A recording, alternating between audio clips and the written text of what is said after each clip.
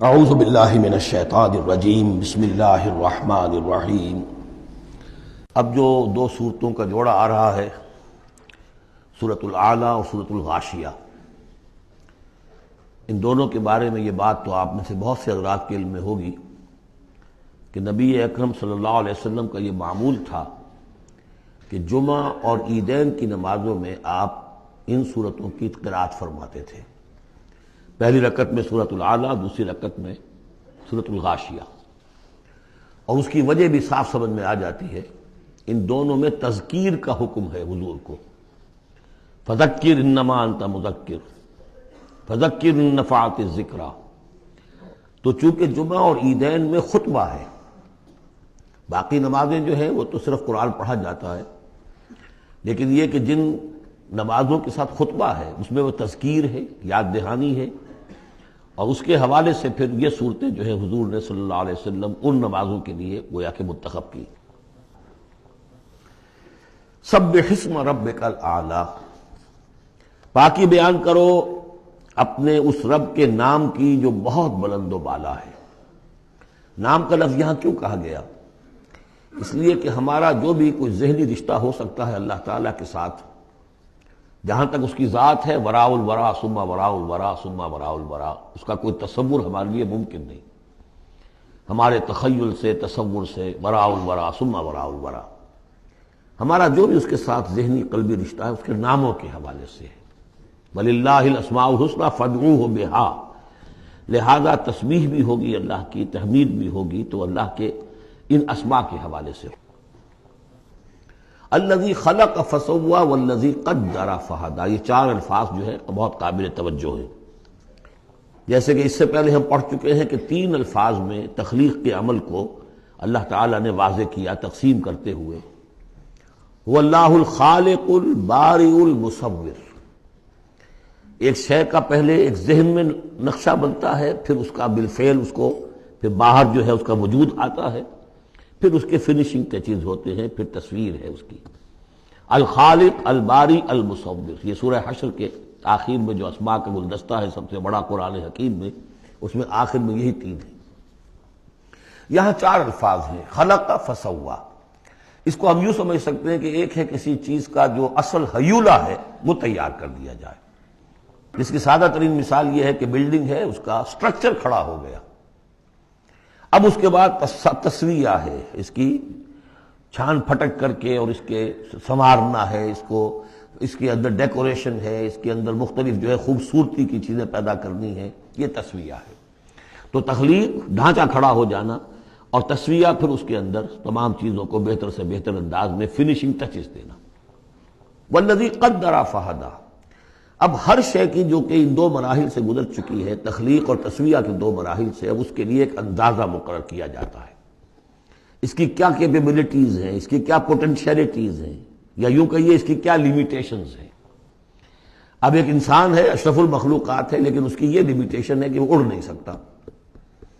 پرندہ ہے، چھوٹی سی چڑیا ہے، اڑتی پھرتی ہے۔ تو ہر ایک نوع کی لمٹس ہیں، ہر ایک نوع کے لیے اللہ تعالیٰ نے اس کی ایک تقدیر، اس کا ایک اندازہ جو ہے مقرر کر دیا ہے۔ پھر انواع کی تقدیر مقرر، انسانوں کی بھی تقدیر ہے، وہ جو میں بتا چکا ہوں، شاکلہ جو بنتا ہے، وہ جو بھی جینز آئے ہیں وہ تو اس کے گویا کہ گیون ہیں اس کے لیے۔ کسی کو ذہانت والے ملے ہیں، کسی کے اندر جسمانی قوت والے زیادہ ہیں، کسی میں کوئی اور وصف ہے، تو یہ بھی اس کے لیے گیون ہے، اور اس سے اس کا شاکلہ تیار ہو جاتا ہے، اس کی شخصیت کا ایک سانچہ بنتا ہے۔ اب ظاہر بات ہے کہ اس کے اندر جو بھی اب وہ محنت کرے گا، اس کے اندر اندر کرے گا، اس سانچے سے باہر نہیں نکل سکتا۔ جیسے انگریزی کی کہاوت کہہ لیجئے یا جو بھی اسے کہیں، کہ وہ کہتے ہیں کہ you can't outgrow your skin, یہ کھال جو ہے ہمارے جسم پر چڑھی ہوئی ہے، آپ کتنے ہی موٹے ہو جائیں، میں اور کتنا ہی پھیل جاؤں، لیکن کھال سے باہر تو نہیں نکلوں گا، کھال وہ پھیلتی چلی جائے گی، تو کھال کے اندر رہنا ہے۔ اسی طرح وہ جو سانچہ بن گیا ہے انسان کی شخصیت کا، نیکی کریں گے تو اسی کے اندر اندر کریں گے، بدی کریں گے تو اس کے اندر اندر کریں گے۔ اب اس کی کوانٹٹی جو ہے وہ اللہ تعالیٰ کے ہاں فیصلہ کن نہیں ہے، اللہ تعالیٰ یہ دیکھ لے گا کہ اس شخص کے اندر کتنی کیپیبلٹی تھی، اس کے حساب میں اس نے کیا کیا۔ ایک شخص 100 درجے تک جا سکتا تھا، وہ گیا ہے 50 درجے تک۔ ایک شخص جا ہی سکتا تھا 50 تک، اور وہ 50 تک چلا گیا، تو وہ 50 تک جو ہے وہ 100% کامیاب ہو گیا، اور یہ جو ہے ناکام شمار ہو جائے گا۔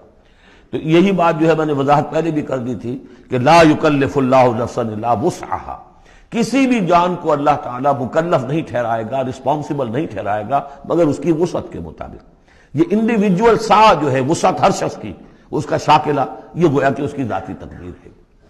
فہدا، چوتھی چیز ہے کہ ہر شے کا ایک اندازہ مقرر کرنے کے بعد پھر ایک جبلی ہدایت اس کو دے دی جاتی ہے، چلو ادھر۔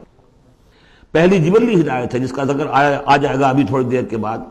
جبلی ہدایت جو ہے وہ ہر بکری کے اندر ہدایت ہے کہ یہ چیز تمہارے کھانے کی ہے، یہ کھانے کی نہیں ہے۔ بہترین گوشت اس کے سامنے ڈال دیجئے وہ تو نہیں کھائے گی، تو جبلی ہدایت ہے اس کی۔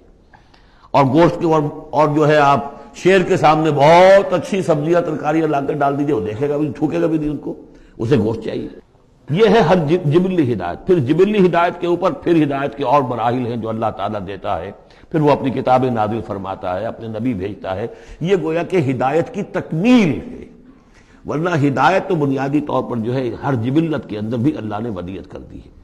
تو یہ ہر کریشن کے لیے یہ چار الفاظ جو یہاں آئے، سبح اسم ربک الاعلی الذی خلق فسوی والذی قدر فہدی والذی اخرج المرعی، وہی ہے کہ جو نکالتا ہے چارہ زمین سے، فجعلہ غثاء احوا، جو شروع میں تو گھاس اگی ہے تو بڑی خوبصورت ہریابل جو ہے، اس کے بعد وہ سیاہ پڑ جاتا ہے اور چورا چورا ہو جاتا ہے۔ سنقرئک فلا تنسی، اے نبی ہم آپ کو پڑھا دیں گے، آپ بھولیں گے نہیں۔ یہ بھی وہی بات ہے جو سورہ قیامہ میں آ چکی ہے، لا تحرک بہ لسانک لتعجل بہ ان علینا جمعہ وقرآنہ، ہمارے ذمہ ہے، آپ یہ مشقت زیادہ اپنے اوپر نہ لیں، یہ ہم کام کر دیں گے، آپ کے سینے میں اس کو جمع کر دیں گے اور پڑھوا دیں گے، ترتیب بھی بتا دیں گے۔ سنقرئک فلا تنسی الا ما شاء اللہ، سوائے اس کے جو اللہ چاہے۔ تو اگر اللہ چاہے، فرض کیجئے یہ اس لیے بات کو واضح کرنے کے لیے، اللہ بلانا چاہے گا تو آپ لاکھ اپنی زبان کو حرکت دیتے رہیں، اللہ تعالیٰ کی قدرت سے تو آپ باہر نہیں نکل سکتے، آخر اللہ تعالیٰ قدیر ہے اللہ شے پر۔ لیکن یہ کہ یہ صرف اس امکان کو ظاہر کرنے والی بات ہے، اس کا یہ مطلب نہیں کہ اس سے یہ نکل آتا ہے کہ قرآن مجید کی کوئی آیت جو ہے اللہ نے بھلوا بھی دی محمد کو صلی اللہ علیہ وسلم۔ یہ ایسے ہی ہے، قل ان کان للرحمن ولد فانا اول العابدین، اگر اللہ کا کوئی بیٹا ہو تو سب سے پہلے میں پوجوں گا اسے۔ تو یہ اس طرح کی چیز ہے، الا ما شاء اللہ انہ یعلم الجہر وما یخفی، وہ اللہ تعالیٰ جو ہے وہ تو جانتا ہے، خواہ کوئی بلند آواز سے بات کہی جائے اور خواہ اسے چھپایا جائے۔ وَنُيَسِّرُكَ لِلْيُسْرَىٰ، اب یہ لفظ ذرا یہاں نوٹ کر لیجئے، یہ آگے بڑھ کر ایک مضمون کھلے گا اس سے۔ اور سہج سہج تیسیر، یسر سے باب تفعیل، آسان کرنا، اور سہج سہج تھوڑا تھوڑا رفتہ رفتہ ہم آپ کو آسان بنا دیں گے۔ کس چیز کے لیے؟ یسرا، وہ بڑی جو آسانی ہے جنت وہاں پہنچائیں گے، اور جو بڑی کامیابی ہے دنیا میں دین کا غلبہ وہاں بھی پہنچا دیں گے، لیکن سہج سہج ہوگا۔ اس کے لیے اپنا ایک تدریج ہے جو ہماری حکمت میں، ہمارے علم میں ہے۔ ویسے ہم چاہیں آنے واحد میں کر دیں، دین کا غلبہ ہو جائے، کوئی رہے نہ دشمن، آنے واحد میں تمام انسان جو ہے اور تمام جنات کو ابو بکر جیسا بنا دیں، ہم بنا سکتے ہیں۔ لیکن یہ کہ ہماری جو حکمت تخلیق ہے اس میں یہی ہوگا، تیسیر، آہستہ آہستہ، اور یہ فلسفہ آگے چل کر بہت کھلے گا۔ صدق اللہ العظیم۔